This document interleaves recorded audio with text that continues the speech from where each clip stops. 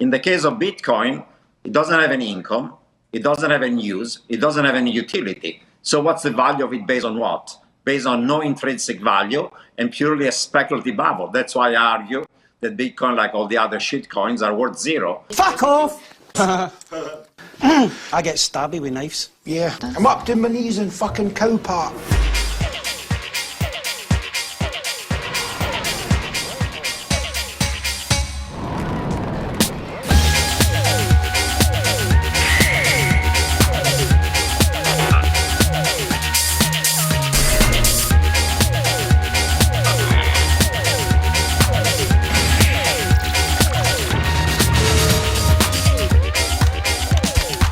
BTC and 32 ETH. Welcome back, hard forkers, to 1 BTC and 32 Ethereum. Welcome to my co-host, Stefano Colavan, the hidden gem in the entire crypto space. He's actually pretty smart, people. Welcome, Stefano. Hi. Mr. Gonzo, how are you? Also pretty smart. Are you a hidden gem? More like a hidden turd. Okay, there you go. Well, here's our resident shitcoiner. What we endeavour to do on the show, people, is educate people that are new to the space. I think the show also appeals to people that have been here for a while. Second half of the show, we're going to be going through some advice for newbies, but obviously, disclaimer, the show isn't financial advice. But what we are doing is giving you our thoughts on projects that we've reviewed. Today, we're going to be looking at Kardiachain, revisiting Enol, a project that we've been covering over the last month, and we're also going to revisit Modefi, which we covered last week. They launched about 24 hours ago, so we're going to have a look at a bit of a reminder of what they do and the price action since it's launched. But as we do each week, people, meme of the week.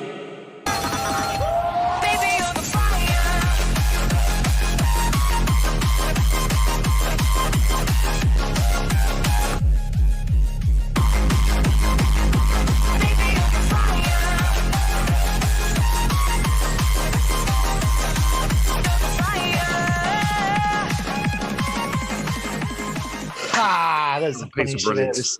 So, guys, let's leap into it. A lot to get through here. We've just posted a long form interview with the co-founder of Kardiachain, Huy Nguyen. So that's up on the site at the moment. There's also a link below. It's a project that I personally really like for the following reasons. And number one, I've been in the space for a good number of years now. I've read a million white papers, I've been to a million conferences, I've heard a million pitches, and really, for me, it really often boils down to who the hell is the team here and Kardiachain. Let's have a look at who's involved there, but they are, okay, there's obviously an edit here. Yeah, so we actually had a look at Kardiachain a couple of weeks ago on the trading show I do with Lisa on Mondays. There's obviously been 60% price appreciation in the project since then, and it was great to have them on the channel. I get some complaints from people saying our content is too long, and while this isn't financial advice, people, I want to give you some life advice. If you're putting your money into something, take the time and sit down and watch these long-form interviews, especially with the founders. That's the absolute basics of investing. Get in and read the white paper. Look, this is a project I do like. As I say, a lot of that is centered around talking to the founder and really digging into who the other people involved in the project are. I've been through all their backgrounds. These are all a bunch of guys that were at school together. They've got back together in Vietnam years later after successful careers, primarily at Google. They've all got very snappy good dressers. Sorry, they're all snappy dressers. They're snappy dressers, absolutely, and really like the CEO. So we are going to be having a look at this project on the regular. Obviously, it's very much a Vietnam offering at present, but it's a blockchain that's interoperable. So for me, the way I see what they've done so far, there's a lot of permissioned or private blockchains that they've set up for government and private enterprise. Those will ultimately come across to the public blockchain, the Kardiachain. Look, it's growing. There are 150,000 users at the moment. So look, get in and have a look at Kardiachain and check out that long form interview. There's everything you need to know in that. So short and sweet on Kardiachain this week, guys. But any comments from yourselves on what you thought of the project? Yes. Well, this is a tough one because the team is nice. I mean, like at least Huy, which is the guy that we interview, is definitely nice.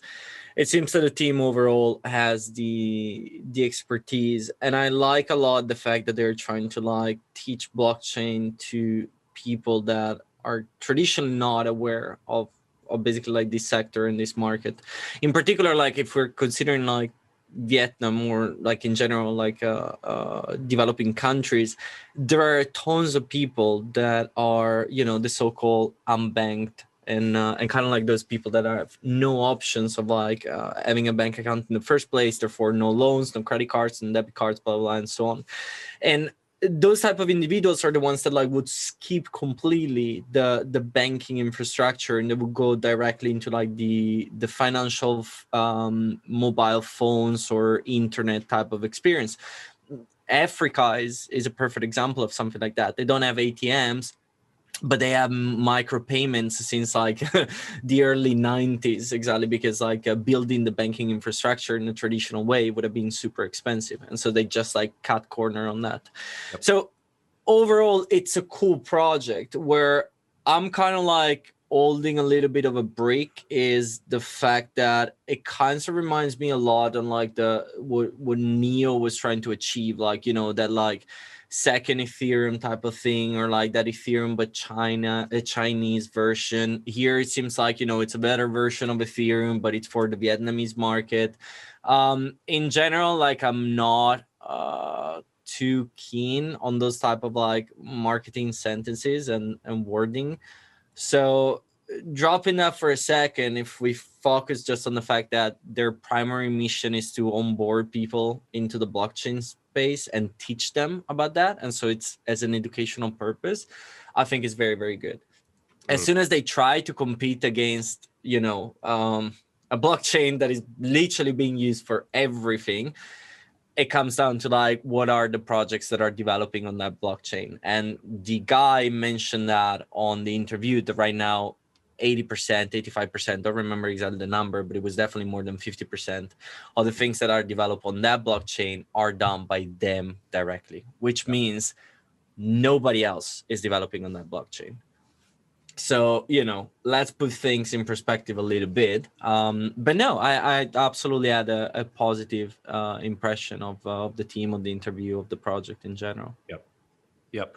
Yeah, I mean, this is one of those projects. Obviously, we look to try and show you the utility of projects that we're covering on the show. Obviously, it's a little bit different here because it is a primarily Vietnamese-based blockchain at the moment. So for us to actually get in there and use things right now is somewhat limited. But you know, we'll see how it evolves. Obviously, you know, with that in mind, I'm sort of looking at it from a price point primarily. You know, it's certainly a token I'm going to hold and you know, look at it on the weekly. It's had a lot of price appreciation lately. Seems to have a very big community. Looking at the engagement we've had when we do cover it. So yeah, well, I think I'll hand it over to you now for a quick comment on it, Mr. Gonzo. I think you made the comment that, you know, you've got to conquer your backyard before you go global, and that's sort of exactly what where they're at the moment. So any thoughts before we move on? Yeah, exactly. I mean, I shared that Raul Paul Pomplano interview, right? And one of their big points is that for crypto to make that next step into mass adoption is that people are going to use crypto and not even know about it, right? Yep. They don't care what chain, they don't care if it's decentralized, they don't care about any of that shit. It's like money, you know? It's like, you want to be able to use it. They don't want to sign into an app and transfer money and buy fiat and transfer somewhere else and blah, blah, blah, blah, blah, and all these steps, right? Mm-hmm. So if they can do that, you know, where people are just using an app to pay each other and get adoption, then yeah, it's good. But it is a massive undertaking, right? And they're taking baby steps with their, you know, relatively small country first, you know, nailing that one. So it seems promising. I mean, they've got a lot of hype going. It feels like, you know, you're getting lots of feedback on Twitter on it. The market is obviously moving. So, you know, they're taking steps in the right direction, but it's all about follow up, right?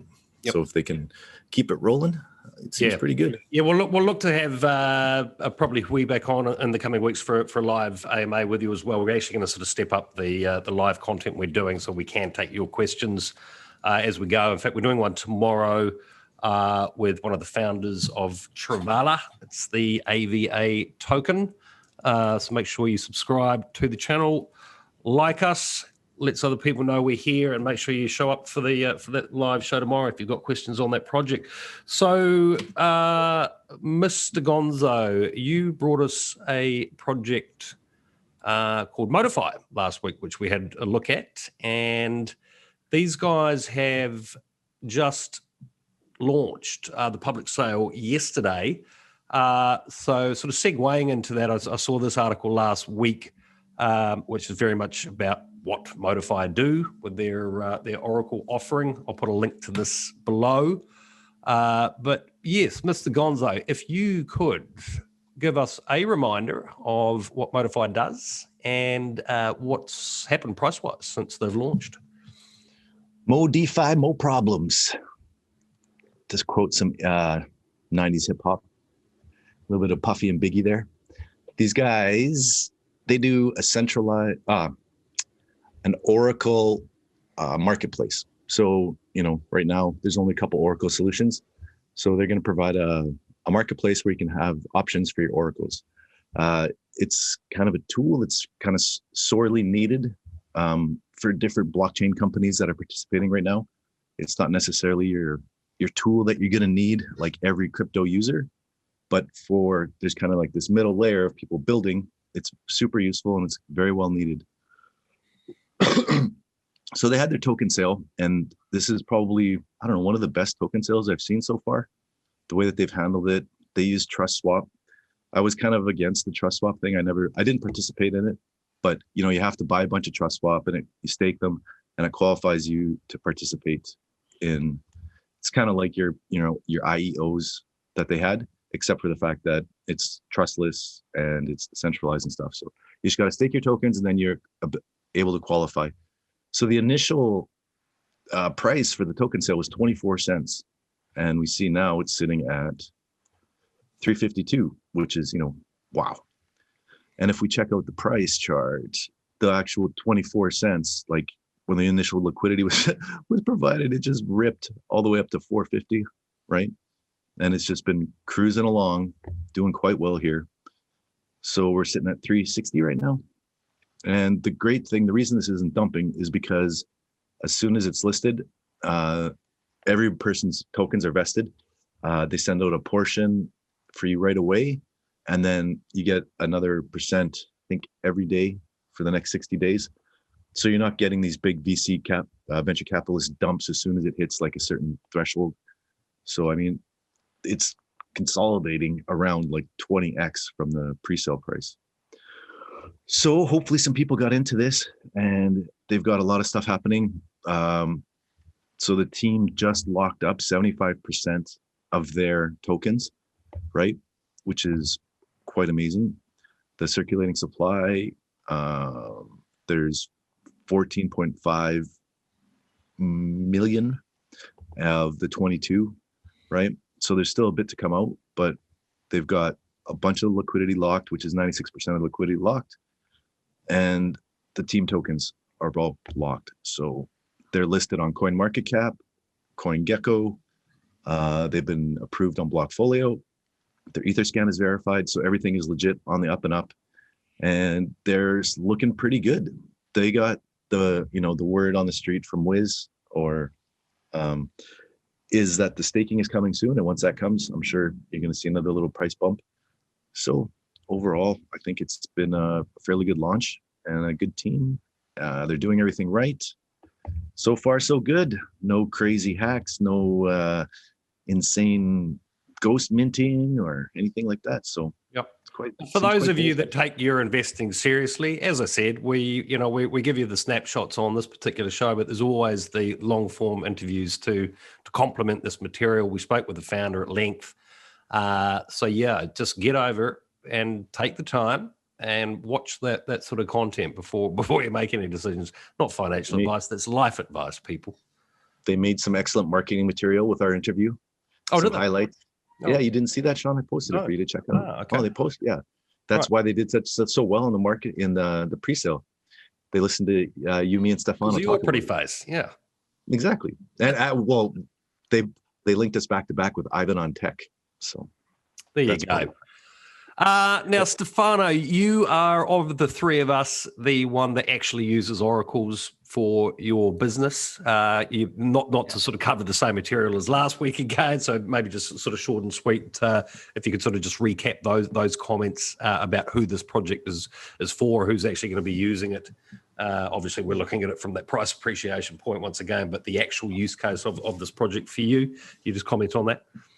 The project is obviously aiming for developers. It's for people that are developing projects, dApps in the space. And the cool part is the fact that by using something like that, when you're like migrating from one chain to another, because for example you have like gas issues, like moving from Ethereum to something else, or simply like you want to copy your own product and offering that like also on a different blockchain, that's an option as well. You just want to have like the same product on multiple places.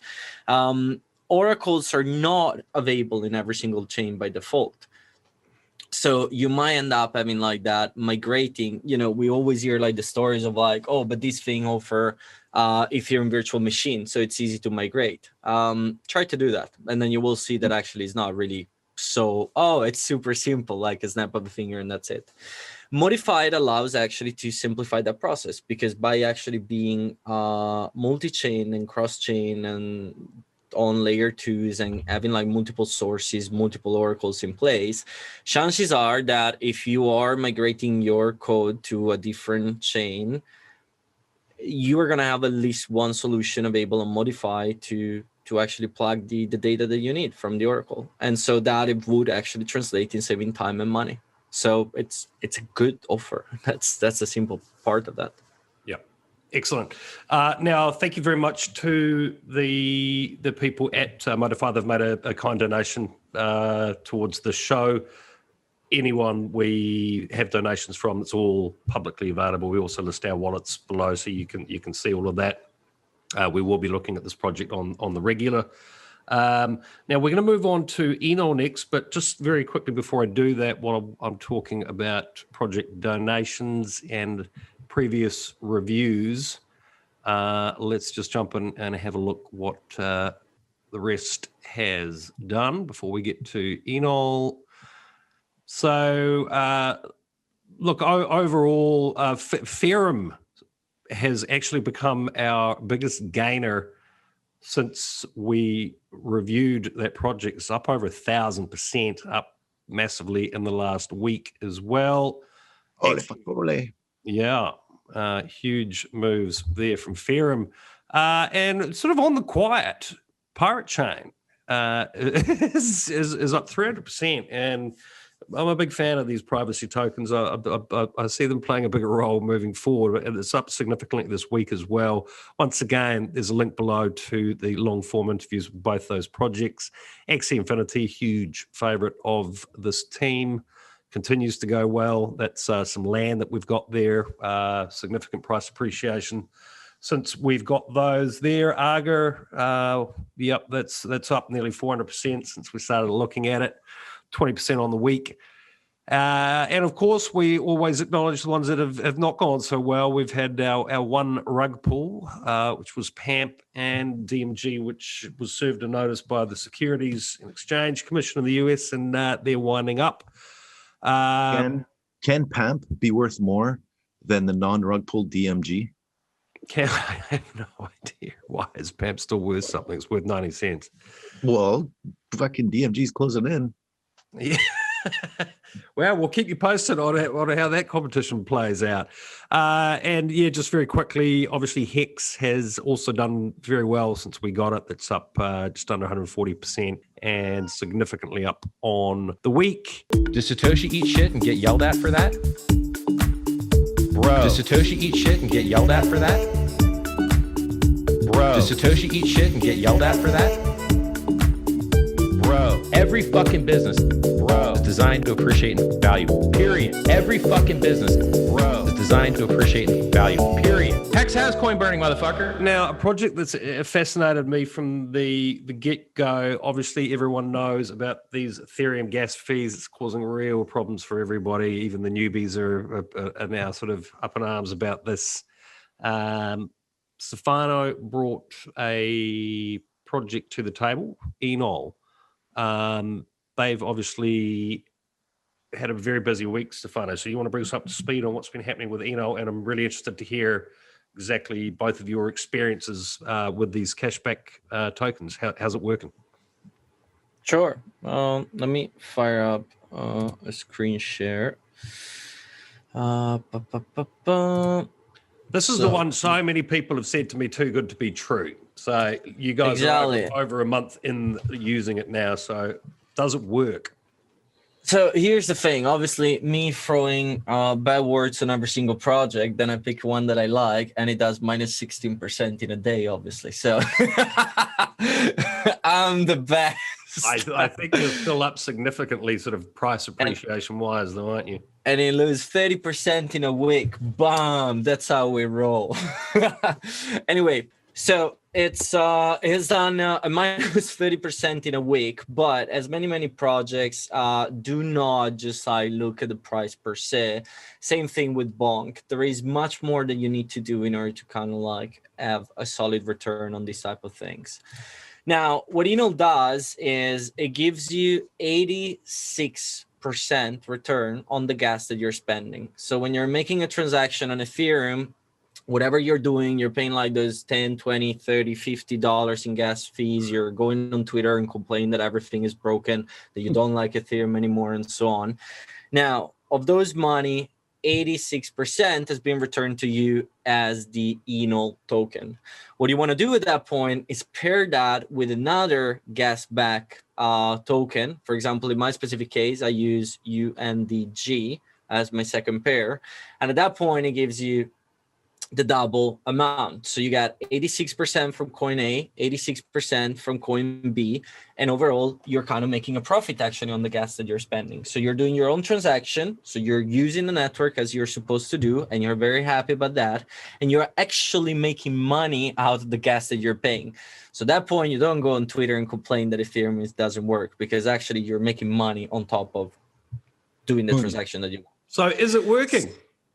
It does work. So the dashboard, unfortunately, is very buggy. Now, this is my dashboard. Let me just scroll down the faces so you can see a little bit. And as you can see, on claimable cashback, it says 0. Now, this is not true, actually. I think I claimed so far around $800 or $900 worth of. You can check that by just we have our links of all our wallets on Etherscan. That's not what that means, though, Stefano. Claimable cashback is what you have coming, what's available right now. Oh, sorry. No, upcoming, this is no. Oh, yeah, that's true. Upcoming You're right. is you haven't qualified yet. I'm sorry. Yeah. Yet. Jordan is 100% right. It's a UNDG that gives you the amount that you have claimed over here on the right. Total. Yeah. I started the show by telling everyone you were really smart, Stefano. Hey, it's morning for everybody, Okay. Outsmarted by a gonzo. The truth is, we're not all perfect. We all make mistakes. Anyway, look at this for a second. So here's you got your total balance. Now, in my specific case, I have 3.7, and I don't remember. I think I started with 2.1 or 2.8. I don't remember which one was one and which one was the other, but it was either 2.1 and 2.8. So I made basically at least one Enol in profit, or 1.6. which it tells you like the USD value. Now, because I'm in the frame of between 1 and 100 Enol, you need at least 1 Enol in order to get the cash back. If you have less, it doesn't work.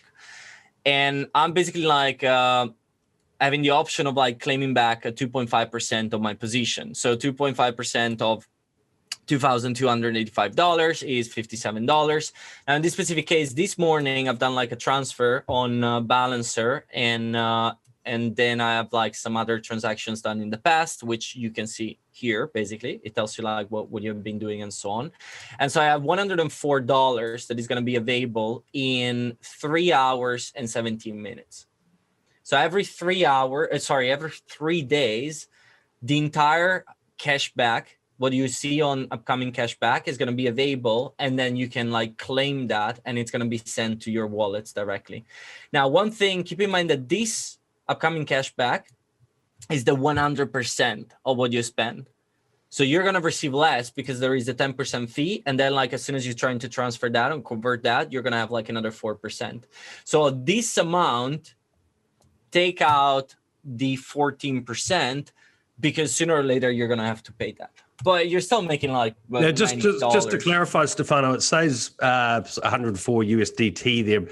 That's just a representation of the US dollar value, right? You're actually you get it back in an Enol token. Yes, correct. I'm gonna get back like 0.17 Enol minus 10%, so minus 1.7. So in total, I'm gonna receive like 0.153. Right. But that's pretty much it. And you want to do that pair with another coin. So it's going to be exactly the same thing that you're saying here. And then like obviously that $104 that you're spending, you're going to receive like less, because it's like that $90 here and $90 on the other one. So you're actually making $80 at the end of the day with that. Okay. Now what Enol has done, now it's not going like too well in the price appreciation. But why is it doing this? Is because like you're receiving that cash back. And once you're in a position where like, you know, you start having like already $50 on cash back a day, that's 1 or 2 transactions in some cases. You don't need to do transactions every day, which means that actually if the price is going down, overall is almost a positive thing, because it means that people are not abusing that. They're not trying to hold on the Enol all the time and getting more and more and more all the time. And in fact, the pool, the cashback pool, is kind of like remaining stable. So if you're going like on Etherscan over here, this is like what you want to put your eyes on, the Ethanol deployer. And same thing on every single one of these projects. You want to look at this specific contract. This is your reward pool. So the Enol that you receive, that 0.17 that you got there, they're coming from the deployer smart contract. The smart contract, the deployer, has been refilled with that 10%, 4%, and so on. So you want to see this value. As long as that value remains stable or potentially even increase, it means that the project is working. The lower it gets there, it means that the more people are abusing the system. And so potentially you want to worry a little bit about that. Now, the team has also said in the long form interview that there is no problem whatsoever, even if people are abusing that. And in the specific case of Enol, they also mentioned that this address, the top one, the one that owns 2,325 Enol, is still part of the deployer. Now, assuming that we want to be like very, very careful on the situation, let's just assume the official one. And so just focus on this value. As long as that value is stable, then you know that the project is working and it's fine. Okay. So overall, I'm happy. It allows me to do exactly what I'm supposed to do. I'm using Balancer. I'm swapping things around on Balancer. I'm receiving the cash back on Balancer as well, by the way. I'm using OpenSea, so I can swing NFTs if I need to. I don't have issues on like entering and exiting things because like the gas price is high and so on. It's 100% making my entire experience not being an issue because of gas right now. So for who is this project? This project is for all the people that in the past month have been on Twitter saying that Ethereum is dead because the gas price is too high and nobody wants to use that. Get some of this. Problem solved. Done. This single-handedly has kept Stefano off Binance chain. Good luck on that. No, Have no fun. pancake swap for you, Stefano. Come on, Oh, please. come on. You want to buy some cake, some bake, some steak, Yeah, that. snake? Go ahead. Go ahead. Very good. Be my guest. Go So, ahead. Be my guest. Jordan, just would you mirror Stefano's thoughts on this project? I know you've been using it also. Are you happy? You know, I like this Unidex gas. I'm not fucking liking it. The dashboard is super buggy, even more buggy than the Ethanol one. But the Ethanol one, yeah, like I'm getting my cash backs. I started with one. Wait, the one that you don't like is the UNDG or the Gas G? Unidex gas. Oh, Gas G too. I haven't got one return from gas gains.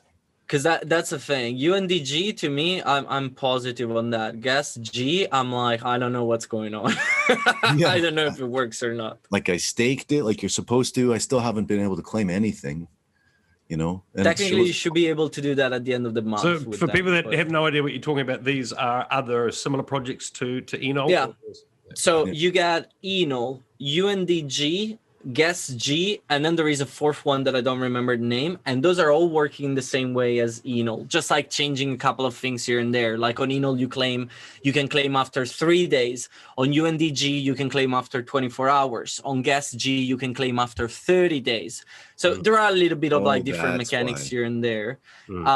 But on top of that, then there is Gasify, which is still done by the Enol team, and that's a boost on the original gas price that you're getting. Yep. Now, I don't own Gasify, so I can't talk too much about that, to be honest. If But you it's kind want of a to- boost on top.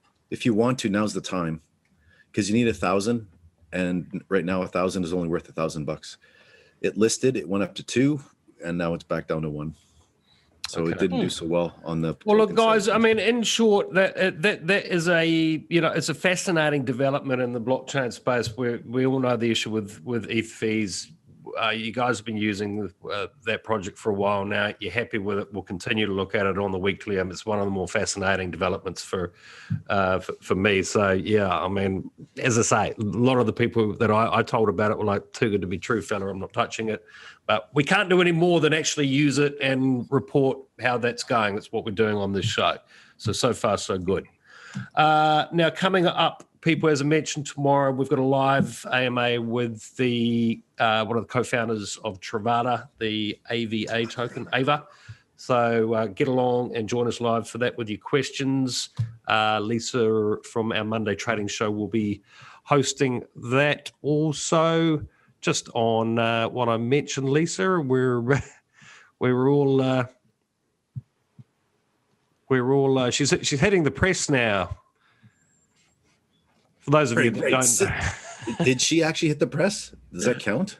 well, I don't think they Craig's contacted right, her. sister. They obviously picked up that Craig's her big brother and sort of flying in the face of what Dr. Craig Wright's been saying about Bitcoin being a Ponzi. Is Lisa chiming in with Bitcoin's going to 142K? So Still go to 142K and still be a Ponzi though. Right? Yes, Jordan, yes. So if you don't know, we do a trading show on Mondays with Lisa. She's been calling the market extremely well for a very long period of time. So get along and check that out. Now, guys, I've started a little local crypto meetup while I'm down here in New Zealand. And probably my biggest takeaway, I mean, there were guys of sort of various levels of understanding, but it was a bit of a reminder to me, okay, we make this crypto content, we're doing our best to explain to people how this whole space works. It can be very difficult. A bit of a reminder that, a lot of these newbies are running in like headless chickens. So I just thought we'd round off this show with a bit of an open forum chat about, obviously we're not giving financial advice here, but we want to sort of convey our thoughts about being a newbie, some of the mistakes we maybe made, what some of the bigger learnings, take from it what you will. But yeah, we thought we'd just throw a few thoughts out on that one. Stefano, you had a bit of a rant on this the other day, so I'll let you kick it off. What would you like to tell the newbies watching this show? So here's one nice thing. if you are taking financial advice from Neo, Akron, Lindsay Lohan, or any general YouTuber that is like shilling the whatever bullshit thing, you deserve to lose your money. What about Mia Just like- Khalifa? She's qualified, right? Of course, she's shilling Doge. As long as you shill Doge, it's fine, not a problem. For real, like I've seen like so many stories now. It's like 2017 back again. I mean, even before 2017, back when Bitcoin hit $1,000 for the first time, people were like exactly on FOMO, on craziness, and all of this stuff. Like, I read an article today of this guy, this security guard in the US, that because of like the GameStop situation, took out a loan of $20,000, and now he's down 80% of his position. So you took a loan, $20,000. You lost them, and now you need to pay them back. And chances are that, you know, if you're looking at the statistics, you're living paycheck to paycheck because that's what the majority of the people do. So you just increase your debts. Congratulations. Why? Because you read an article, you follow in, everybody was talking about like how cool this thing was, and you didn't understand absolutely anything, and you just like blindly put your money there. You got wrecked, and guess what? You actually deserve that. There's a good tip, but you don't lose until you sell. Yeah. Good luck with that. Dodge has another cycle coming. Dodge has another cycle coming, though. Yeah, go and tell that to the bank. Go and tell to the bank, hey, bank, I need to pay the interest, but you know, I didn't sell yet, so my position is still there. You can't fix stupid, right? But it's called risk management, right?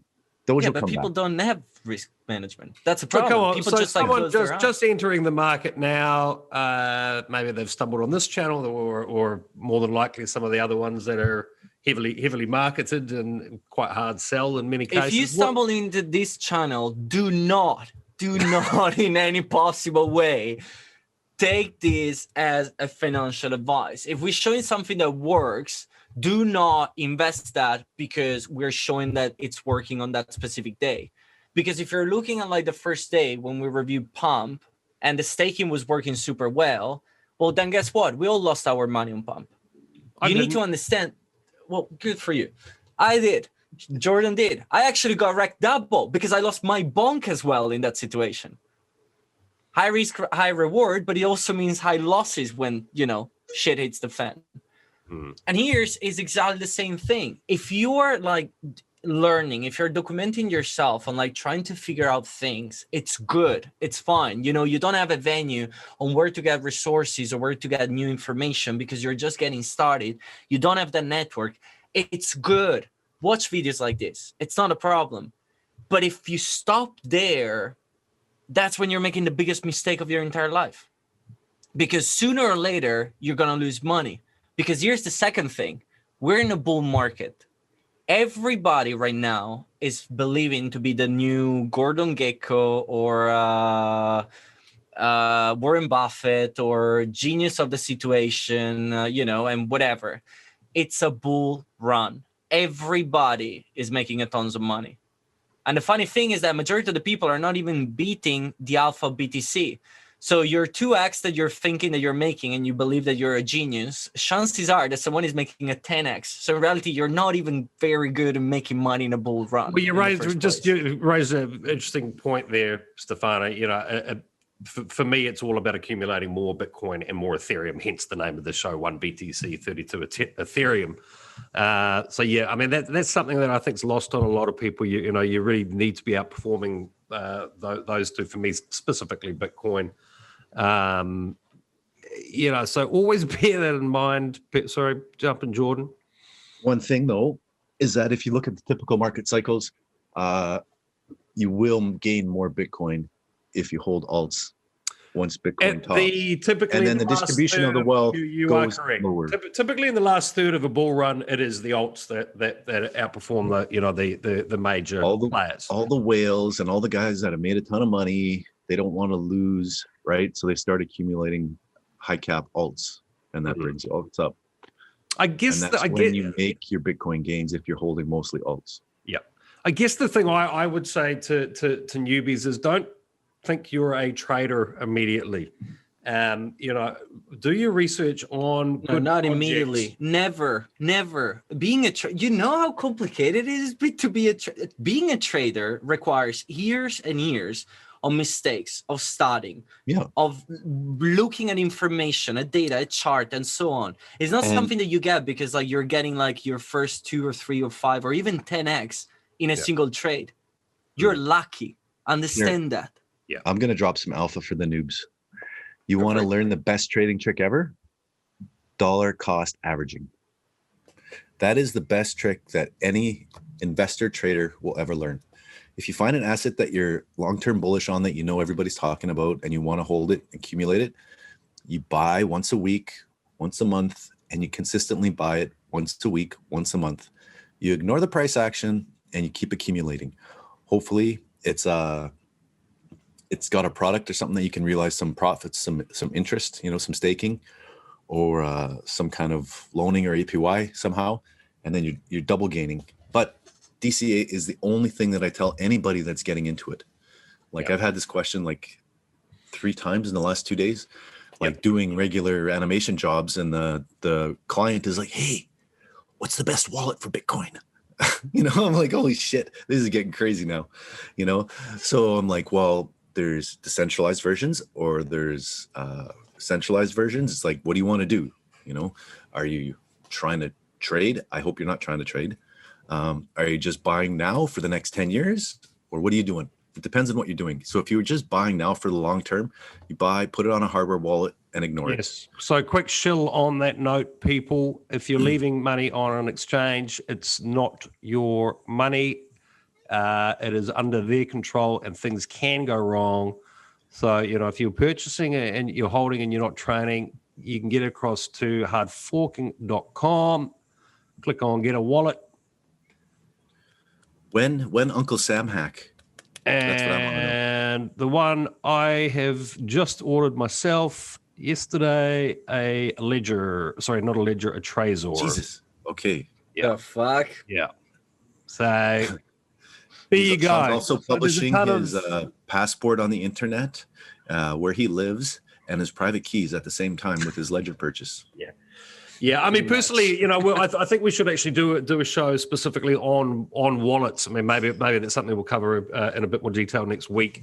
I think that's one of the more confusing things for people. They do typically just buy it, leave it on Coinbase, Binance, or whatever, and then if you're gonna do something like that, like there's other options too, like Celsius, Crypto.com, Nexo. These are all other centralized insured options, right? Which are pretty good. And they will give you better APY than just holding on an exchange. Yeah, but they are insurers almost in a fake way. That's the problem. The insurance don't work in the way the majority of people thinks. I think insurance in general, that's like the definition of the insurance industry, isn't it? Yeah, but that's exactly my point. That's not specific to crypto. That's like.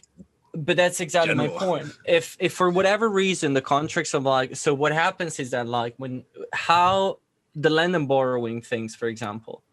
How does that work?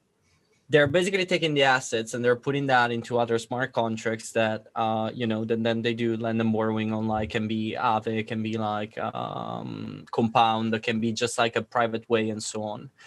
The insurance that they have does not cover that in any possible way. So if along the process there is an act there, you're not going to get your money back. And tons of people are like, oh yeah, but they're insured, so use them. No, if they get hacked, you lose your money. That's why. So what would you advise a newbie, Stefano? Someone coming into the space that bought some Bitcoin, bought some Ethereum? It depends on what you bought. If you bought $1,000, let's be honest, don't even bother. It's $1,000.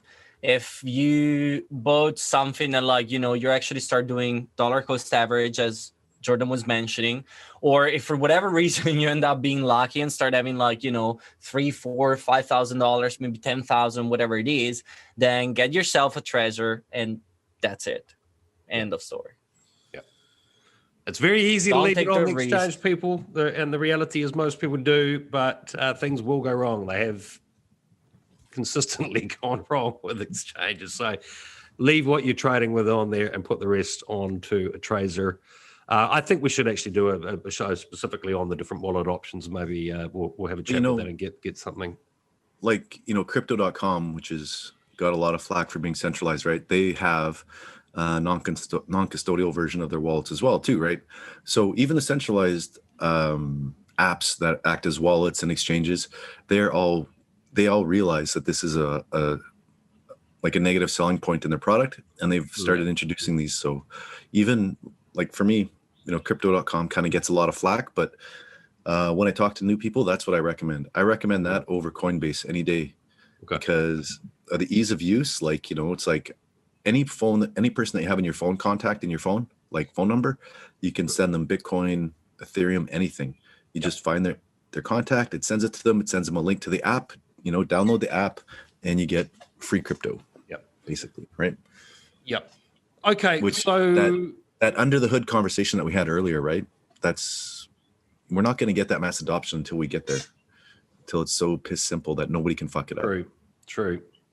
Yeah, look, I've been doing a lot of hand holding lately. It's, you know, it's been a good reminder to understand that, yeah, the initial stages of coming into this space, and there are a lot of people coming in at the moment. We're here to hold your hand anytime you need. We are indeed, and I think maybe me and Stefano for you, me and Jordan for you. Well, I mean, look, you know, I was a Bitcoin only media outlet for 4 years until you two monkeys joined. So yeah, how did that turn out? Huh? You have taught me a lot in the last 6 months, whatever it's been. I will put my hand up and say thank you very much for that. Without a doubt, you have. So yeah, and you know, a lot of the stuff I've learned from these guys, that was quite difficult to get my head around, coming purely from a Bitcoin background. So you know, I understand. If you're new here, there's a lot to learn. So we're here to help you people. I'm going to put a link to our Discord. We're going to be a bit more active in there, answering questions for you. We're also going to be doing some giveaways next week as well. Free tokens coming up, people. So make sure you subscribe, hit the like button, and I think we'll maybe look to do a live show where we can actually talk to you guys and gals directly next week. So maybe suggest some topics that you're struggling with.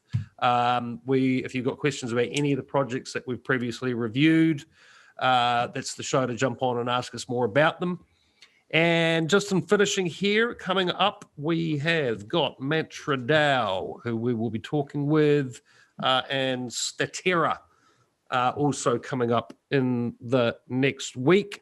So I thank you kindly for your time today, guys. One thing, just like on a closing note, if for whatever reason you have used Pulled Together in the past, and you maybe like left there like 1 or 2 tickets and something like that, they just announced their airdrop today.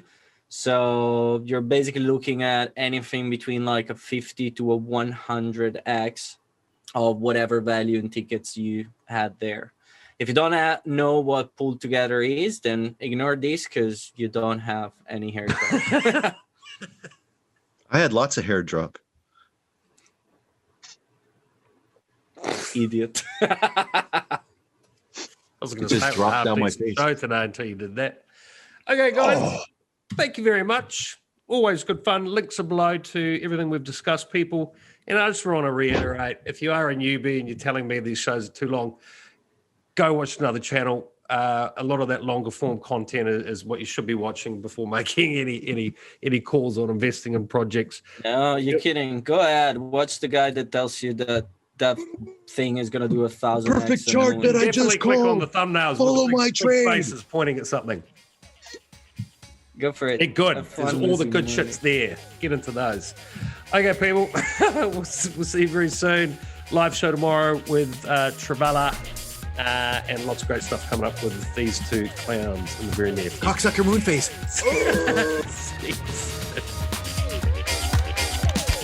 One BTC in 32 ETH.